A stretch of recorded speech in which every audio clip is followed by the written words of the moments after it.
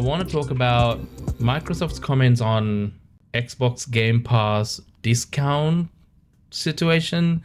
So if you're not familiar with what the hell I'm talking about, they have confirmed that they have actually scrapped the Xbox Game Pass discount on all games and DLC purchases, and in favor of giving subscribers more reward points instead.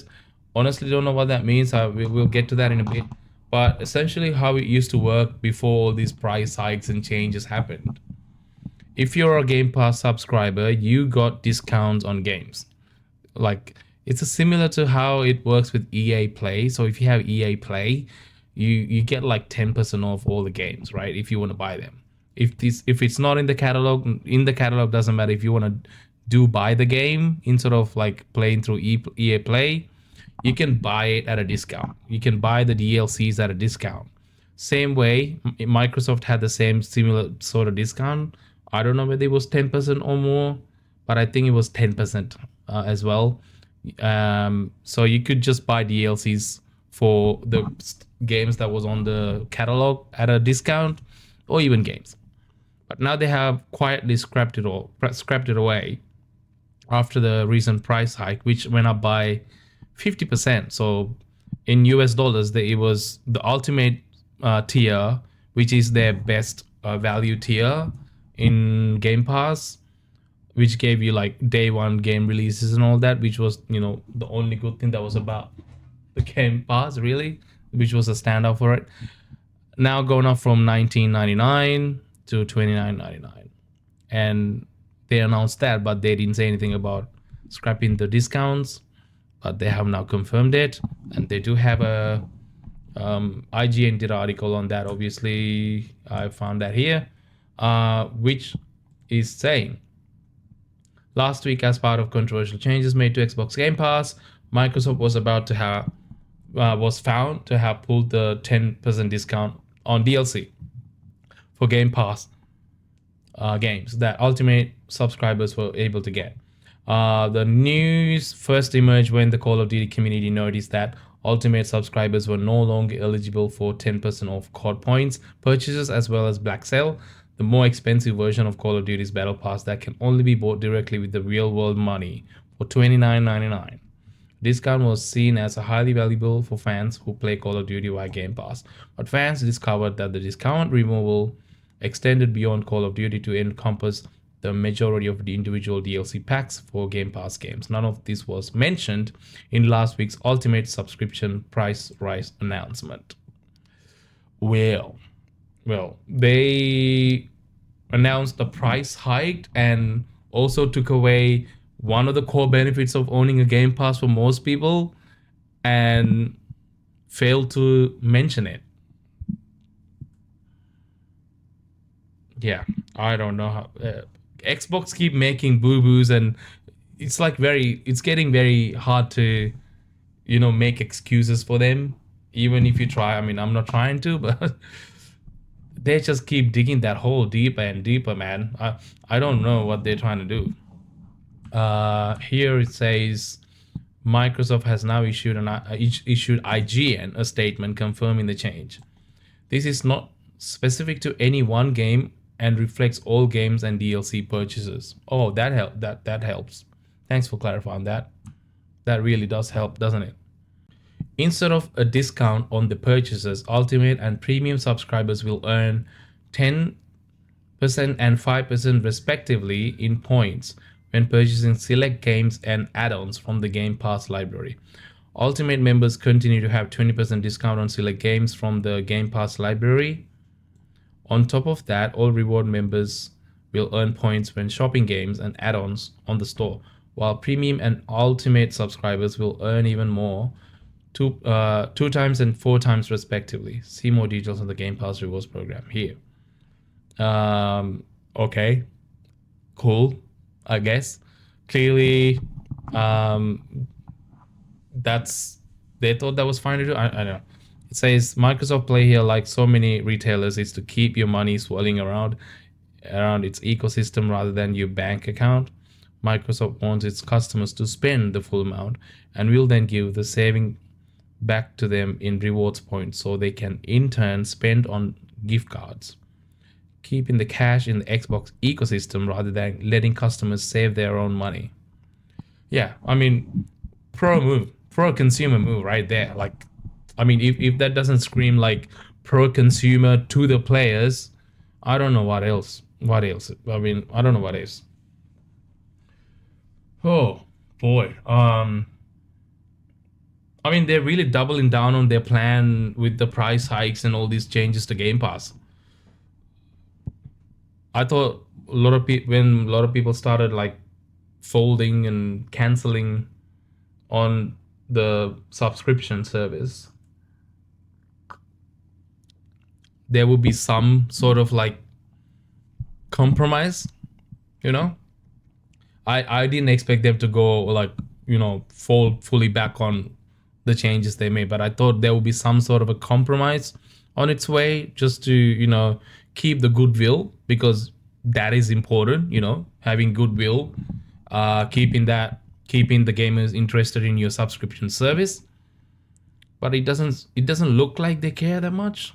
It looks like they're doubling down on all the decisions that they made, despite gamers and players, customers, everybody just saying that they really shit the bed with this one. But I don't know.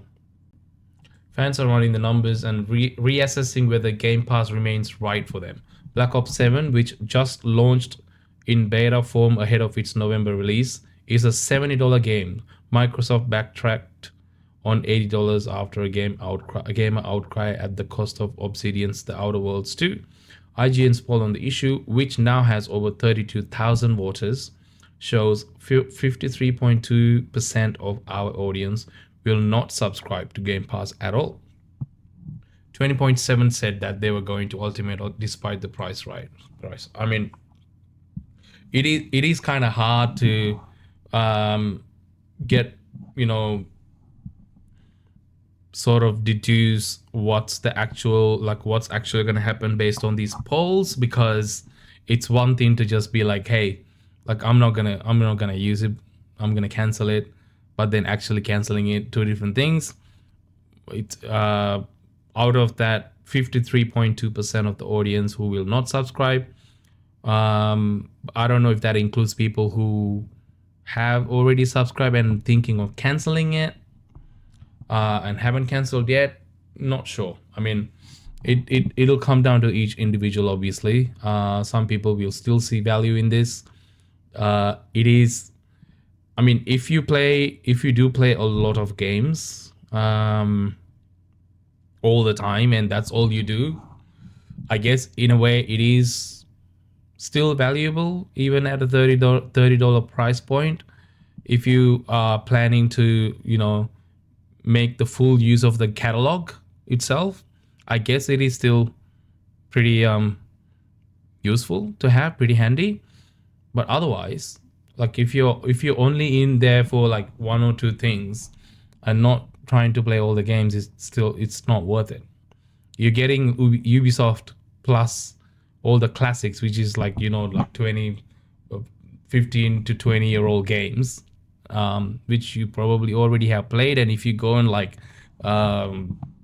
Epic Store or something, or GOG, you can literally buy all the Assassin's Creed old games for like pennies, like literally just $2 or $4. I literally bought Assassin's Creed 2 just like a couple of weeks ago because I just wanted to play it on PC again, and it was $3 or $2.99 or something, not even $3. So I don't know. It's not worth. It's not really, for majority of people, this is not going to be worth it. There will obviously be exceptions, and wait and buy 20% of the people who said they're going to stick with Ultimate despite the price rise. But for most people, this is too much. This is not worth it. But yeah, they look like they're sticking to their guns, and gonna see how this plays out, because I'm very, very interested to see how this actually plays out, because I just don't I can't really see a future where this is going to work in the long run. I just can't see it.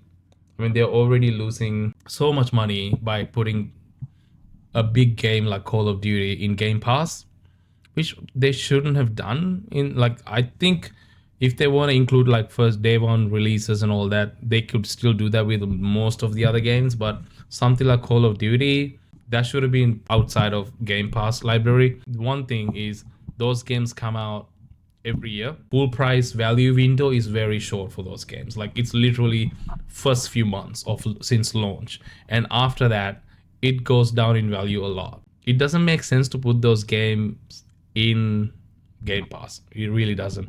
If they, unless they put it like a little bit later, once people who really want to play the game actually buy it, yeah, I suppose.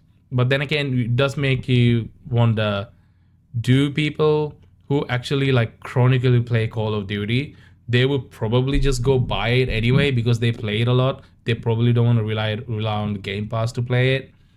I don't know. I don't really know. I don't have the data to like actually look into how this all works. But if that's the case, maybe it's not as affected as you think.